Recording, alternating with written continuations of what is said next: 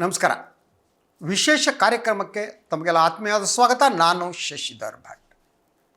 ನಾನು ಧರ್ಮಸ್ಥಳದಲ್ಲಿ ನಡೆಯುತ್ತಿರುವ ಬೆಳವಣಿಗೆಗಳ ಬಗ್ಗೆ ಸದಾ ನಿಗಾ ಇಟ್ಟವು.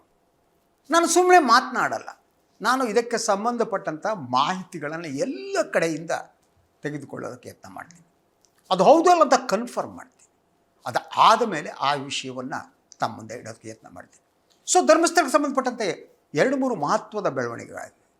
ಒಂದು ಭಾಳ ಮುಖ್ಯವಾಗಿ ನಾನು ನಿನ್ನೆಯಿಂದ ಯೋಚನೆ ಮಾಡ್ತಾ ಇರುವುದು, 2 ದಿವಸ ಮಾತಾಡ್ತಾ ಇರೋದು, 2 ಹೆಣ್ಣು ಮಕ್ಕಳಿಗೆ ಟಾರ್ಗೆಟ್ ಮಾಡ್ತಾ ಇರೋದು ಮೇನ್ ಸ್ಟ್ರೀಮ್ ಮಾಧ್ಯಮ. ಅದರಲ್ಲಿ ಒಬ್ಬರು ಕುಸುಮಾವತಿ, ಸೌಜನ್ಯ ಅವಳ ತಾಯಿ, ಇನ್ನೊಬ್ಬರು ಕರ್ನಾಟಕ ಮಹಿಳಾ ಆಯೋಗದ ಅಧ್ಯಕ್ಷೆ ಡಾಕ್ಟರ್ ನಾಗಲಕ್ಷ್ಮಿ ಚೌಧರಿ ಅವರು. ಇಬ್ಬರಿಗೂ ನಾನು ಹ್ಯಾಟ್ಸ್ ಆಫ್ ಅಂತೀನಿ. ಒಂದು ಏನು ಕುಸುಮಾವತಿ ಮೇಲೆ ಎಲಿಗೇಷನ್ ಮಾಡಲ, ಅವ್ರ ಮನೆ ಕಟ್ಟಿದ್ರಂತೆ ಇನ್ನೊಂದು, ಯಾರು ಮಾತನಾಡ್ತಾರೆ ಕುಸುಮಾವತಿಯವರು ಮನೆ ಕಟ್ಟಿದ್ದಾರೆ ಅದು ಇದು ದೂರ್ತಾರೆ, ಅವ್ರಿಗೆ ಮನೆ ಇಲ್ವೋ? ಅವ್ರಿಗೆ ಹಣ ಬಂದಿದ್ಯಾರು? ದೂರದವರು, ದೂರ್ತಾ ಇರುವವರು ಎಲ್ಲರಿಗೆ ಮನೆ ಬಂತು, ಎಲ್ಲಿಂದ ದುಡ್ಡು ಬಂತು, ಏನು ಮಾಡಿದ್ರು ಗೊತ್ತಿಲ್ವೋ? ಎಲ್ಲರಿಗೂ ಗೊತ್ತು. ಸೊ ಈ ಬೆಳವಣಿಗೆ ಅದನ್ನು ನಾನು ಅದ್ರ ಬಗ್ಗೆ ಇನ್ನೊಂದು ಸಂದರ್ಭದಲ್ಲಿ ಮಾತನಾಡಿದ್ದೀನಿ. ಆದ್ದರಿಂದ ಅದ್ರ ಬಗ್ಗೆ ಈಗ ಮಾತನಾಡಲ್ಲ. ಈಗ ಮಾತನಾಡ್ತಾ ಇರುವುದು ಸೌಜನ್ಯ ಪರ ಹೋರಾಟಗಾರರ ಇವತ್ತಿನ ಒಂದು ಮಹತ್ತರ ಹೆಜ್ಜೆಯ ಕುರಿತು.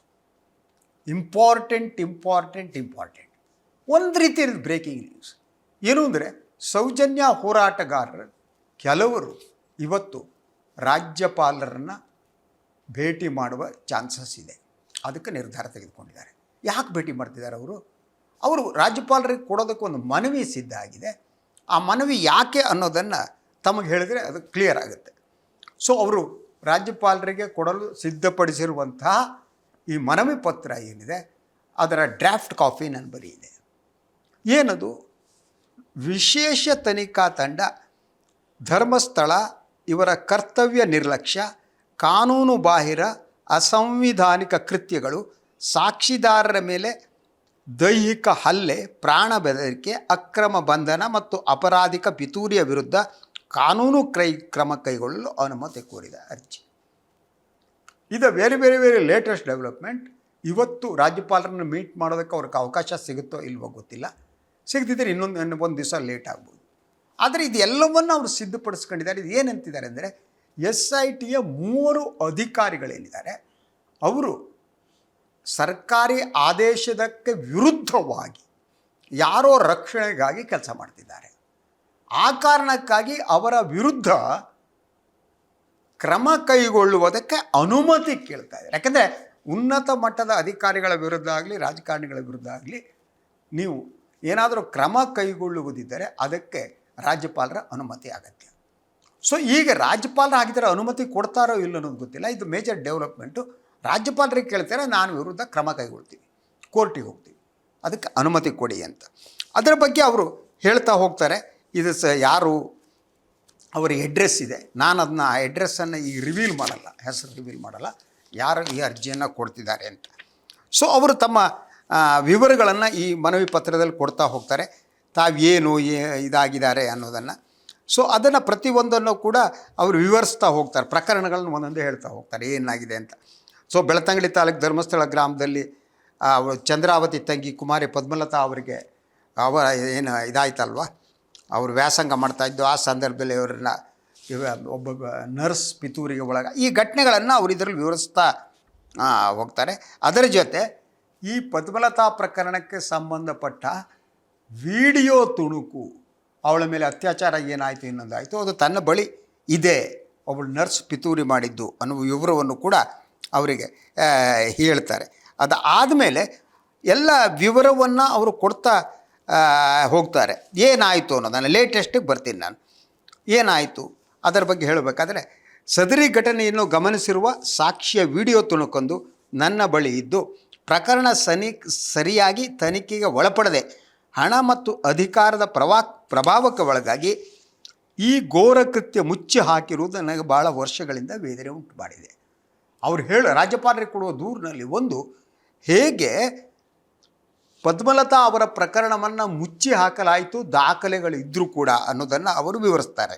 ಇದೇ ರೀತಿ ಧರ್ಮಸ್ಥಳ ಗ್ರಾಮದಲ್ಲಿ ನಡೆದಿರುವ 10 ಹಲವು ಕೊಲೆ, ಸುಲಿಗೆ, ಅತ್ಯಾಚಾರ, ಭೂಕಬಳಿಕೆ, ಮೀಟರ್ ಬಡ್ಡಿ ದಂಧೆ ಮತ್ತು ಹಣ ದುರುಪಯೋಗದ ಪ್ರಕರಣಗಳ ದಾಖಲೆಯನ್ನು ಅವರು ತನಗಿದೆ ತನ್ನ ಹತ್ರ ಅದು ಅನ್ನುವ ಮಾತನ್ನು ಆಡ್ತಾರೆ. ಯಾರು? ಸೌಜನ್ಯ ಪರ ಹೋರಾಟಗಾರರು ಅವರು ಅರ್ಜಿ ಕೊಡ್ತಾ ಇರೋದ್ರಲ್ಲಿ. ಸೊ ಅದರ ಜೊತೆಗೆ ಅವರು 4/9/2025 ಒಂದು ಇದನ್ನು ವಿವರಿಸ್ತಾರೆ. ಸೊ 4/9/25 ಧರ್ಮಸ್ಥಳದ SIT ಸಿಬ್ಬಂದಿ ಸುಕುಮಾರ್ ಎಂಬವರು ಮಧ್ಯಾಹ್ನ 2:30 ಗಂಟೆಗೆ ತಮಗೆ ಕರೆ ಮಾಡಿ ಬೆಳ್ತಂಗಡಿ SIT ಕಚೇರಿಗೆ ಬರುವಂತೆ ಸೂಚನೆ ನೀಡಿದ್ರು. ನಾನು ಅಲ್ಲಿ ಅದರ ನೆಲಮಾಳಿಗೆಗೆ ಹೋದೆ ಅಂತ ಹೇಳ್ತಾರೆ.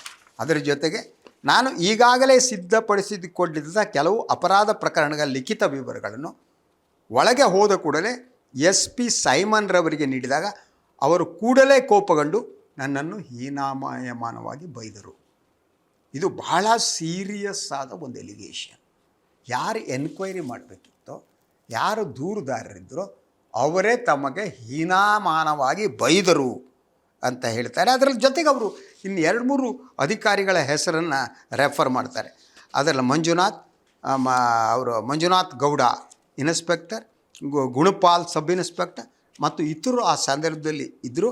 ವಿಶೇಷವಾಗಿ ಮಂಜುನಾಥ್ ಗೌಡ, ಮಂಜುನಾಥ್ RG ಮತ್ತು ಗುಣಪಾಲ್ರವರು ಏರಿದ ಧ್ವನಿಯಲ್ಲಿ ನನ್ನನ್ನು ಮಗನೇ, ಮಗನೇ ಅಂತ ಬೈದು ನನ್ನ ಅಮ್ಮ ಹೆಂಡತಿ ಮಗಳನ್ನು ಅಶ್ಲೀಲವಾಗಿ ನಿಲ್ಲಿಸಿ ನಿನ್ನ ಅಮ್ಮನ ಹೆಂಡತಿಯ ಚಿತ್ರಗಳನ್ನು ಹೀಗೆ ಹೇಳ್ತಾ ಹೋಗ್ತಾನೆ. ಅಂದರೆ ಅಲ್ಲಿರುವಂತಹ ವಿಡಿಯೋ ಮಾಡುವ ಕ್ಯಾಮ್ರಾಗಳನ್ನು ಆಫ್ ಮಾಡಿ ತಮ್ಮನ್ನು ಹೇಗೆ ಬೈದರು ಅನ್ನೋದನ್ನು ಕೂಡ ಈ ಒಂದು ದೂರಿನಲ್ಲಿ ಅವರು ಮೆನ್ಷನ್ ಮಾಡಿದ್ದಾರೆ. ಸೊ ಅದರ ಜೊತೆಗೆ ಚಿನ್ನಯ್ಯನೂ ಆ ಸಂದರ್ಭದಲ್ಲಿ ಹೇಳೋದು ಇನ್ನೊಂದು, ಈ ಎನ್ಕ್ವೈರಿ ಆಗಬೇಕು. ನಾನು ಹೌದು ಅಂತ ಹೇಳ್ತಾ ಇಲ್ಲ, I am very much clear. ಯಾಕೆ ಎನ್ಕ್ವೈರಿ ಮಾಡಬೇಕು ಅಂದರೆ, ನೀವು ಈ ಮಟ್ಟದಲ್ಲಿ ನೀವು ಯಾವುದೇ ಒಂದು ಪ್ರಕರಣವನ್ನು ತನಿಖೆ ಮಾಡ್ತೀರಿ ಅಂತಾದರೆ ಇದು ಮಾನವ ಹಕ್ಕುಗಳ ಉಲ್ಲಂಘನೆ ಕೂಡ ಆಗುತ್ತೆ. ಏನು ಹೇಳ್ತಾರೆ ಇವರು? ಚಿನ್ನಯ್ಯ ಆ ಸಂದರ್ಭದಲ್ಲಿ ಯಾವಾಗ ಹೋದ್ನೋ ಆವಾಗ ಚಿನ್ನಯ್ಯನೂ ಸಹ ವಿವಸ್ತ್ರನಾಗಿದ್ದು, ಪ್ಯಾಂಟ್ ಅವನ ಚಿನ್ನಯ್ಯ ಏನಿದ್ದಾನೆ ಅವರ ಪ್ಯಾಂಟ್ ಮಾತ್ರ ಇತ್ತು, ಅವರ ಮೇಲ್ಭಾಗದನ್ನು ಬಟ್ಟೆ ಯಾವುದೂ ಇರಲಿಲ್ಲ, ಪ್ಯಾಂಟ್ ಮಾತ್ರ ಧರಿಸಿದ್ದ. ಮೇಲ್ಕಂಡ ಎಲ್ಲ ಅಧಿಕಾರಿಗಳು ಅವನ ಮೇಲೆ ತೀವ್ರತರವಾದ ಹಲ್ಲೆ ಮಾಡಿ ಆ ಮೂಲಕ ಗಟ್ಟಿಮುಟ್ಟಾದ ಚಿನ್ನಯ್ಯನ ಮೂಲಕ ನನಗೆ ಹೊಡೆಸಿರುತ್ತಾರೆ ಅಂತ ದೂರು ಹೇಳ್ತಾರೆ. ಯಾರು ಸೌಜನ್ಯ ಪರ ಹೋರಾಟಗಾರರು ಬಂದಿದ್ದರು ಅವರಿಗೆ ಈ ಚಿನ್ನಯ್ಯನ ಮೂಲಕ ಹೊಡೆಸಲಾಯಿತು ಅಂತ. ಆಗ ಮತ್ತೆ ಮಗನೇ, ನೀನೇನು ಬುರುಡೆ ಕೇಸ್ ಬೇಕೇನೋ, ಸೌಜನ್ಯ ಕೇಸ್ ಬೇಕೇನೋ, ಪದ್ಮಲತಾ ಕೇಸ್ ಬೇಕೇನೋ ಅಂಥೇಳಿ, ಪದ್ಮಲತಾಳನ್ನ ಅವಳ ಅಪ್ಪನೇ ಕೊಲೆ ಮಾಡಿದಾಗ ಗೊತ್ತೇನೋ ಅಂತ ಅವರು ಬೈದು ಅವಮಾನಿಸಿ ಮಾನಸಿಕ, ಶಾರೀರಿಕ ಮತ್ತು ಭಾವನಾತ್ಮಕವಾಗಿ ಹಿಂಸೆಯನ್ನು ನೀಡಿದರು.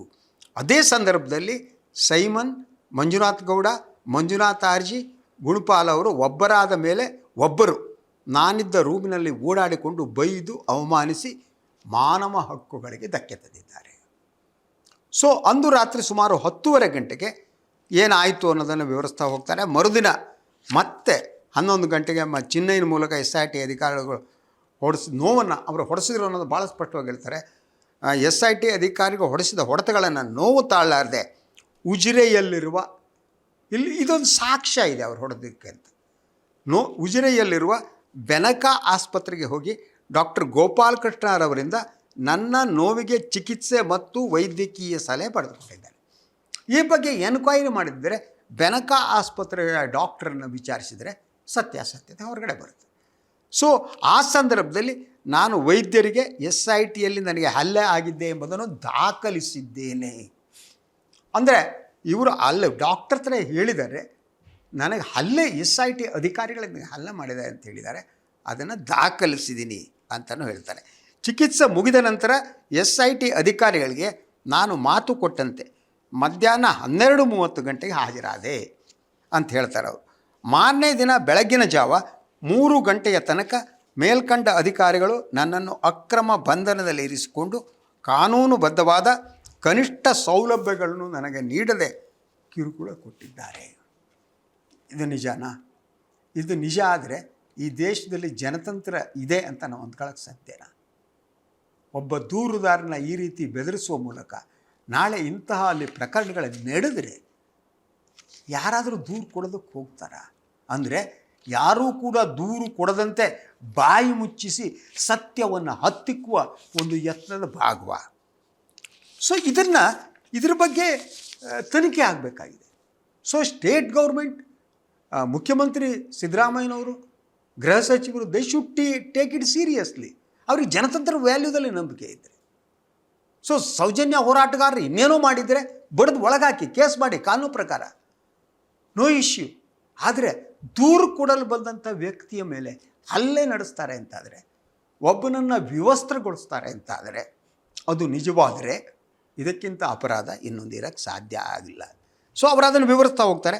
ಸೊ ಅದ್ರ ಜೊತೆಗೆ ಹಾಗಿದ್ರೆ ಅವರು ಏನು ಹೇಳ್ತಾರೆ, ಅಲ್ಟಿಮೇಟ್ಲಿ ರಾಜ್ಯಪಾಲರಿಗೆ ಏನು ಮನವಿ ಮಾಡ್ಕೊಂಡಿದ್ದಾರೆ ನಾನು ನಿಮ್ಗೆ ಹೇಳ್ತೀನಿ. ಸೊ ಈ ಮೂಲಕ ನಾನು ತಮ್ಮಲ್ಲಿ ವಿನಮ್ರವಾಗಿ ನಿವೇದಿಸುವುದು ಏನೆಂದರೆ, ಧರ್ಮಸ್ಥಳ ಗ್ರಾಮದಲ್ಲಿ ನಡೆಯುತ್ತಿರುವ ಅಪರಾಧಿಕ ಕೃತ್ಯಗಳು ವಿಪರೀತವಾಗಿದ್ದು, ಅದಕ್ಕಾಗಿ ನೇಮಿಸಲ್ಪಟ್ಟ ಸಮಿತಿಗಳು ಮತ್ತು ತನಿಖಾ ತಂಡಗಳು ಸಮರ್ಪಕವಾಗಿ ಕೆಲಸ ಮಾಡದೆ ಎಲ್ಲ ಪ್ರಕರಣಗಳು ಹಣ ಮತ್ತು ಅಧಿಕಾರದ ಒಳಗೆ ತೂರಿಕೊಂಡು ಮುಚ್ಚಿ ಹೋಗಿರುವುದರಿಂದ ಅದನ್ನು ಸಮರ್ಪಕವಾಗಿ ಹೊರತರಲು ನಾವು ಧರ್ಮಸ್ಥಳದ ಬಂಗಲಗುಡ್ಡೆಯಲ್ಲಿ ಬಿದ್ದಿದ್ದ ಅನಾಥ ತಲೆಬುರುಡೆಯನ್ನು ಚೀಲದಲ್ಲಿ ಹಾಕಿಕೊಂಡು ನಡೆದ ಘಟನೆಗಳಿಗೆ ಉದಾಹರಣೆ ನೀಡಿರುತ್ತೇವೆ. SITಯ ವಶದಲ್ಲಿರುವ ತಲೆಬುರುಡೆ ಯಾವುದೇ ವ್ಯಕ್ತಿಯನ್ನು ಕೊಂದು ತಂದಿದ್ದಲ್ಲ, ಯಾವುದೇ ಸಮಾಧಿಯಿಂದ ಕಾನೂನು ಬಾಹಿರವಾಗಿ ತಂದದ್ದಲ್ಲ, ಯಾವುದೇ ಪ್ರಯೋಗಶಾಲೆಯ ತಂದದ್ದಲ್ಲ, ಹಣದ ಆಮಿಷದಿಂದ ತಂದಿದ್ದಲ್ಲ. ಅದನ್ನು ನ್ಯಾಯೋಚಿತವಾಗಿ ನ್ಯಾಯಾಂಗದಲ್ಲಿ ನಮ್ಮ ವಾದವನ್ನು ಪುಷ್ಟೀಕರಿಸಲು ಮಾಡಿದ ಸತ್ಯ ಶೋಧನೆಯ ಪ್ರಾಮಾಣಿಕ ಪ್ರಯತ್ನ ಅಂತ ಅವರು ಹೇಳ್ತಾರೆ. ಅದರ ಜೊತೆಗೆ ತಮ್ಮ ಮೇಲೆ ಹೇಗೆ ಆರೋಪಗಳನ್ನು ಮಾಡಿದ್ರು ಅನ್ನೋದನ್ನು ಕೂಡ ಈ ಸಾಕ್ಷಿದಾರರು ಈ ಪತ್ರದಲ್ಲಿ ವಿವರಿಸ್ತಾ ಹೋಗಿದ್ದಾರೆ.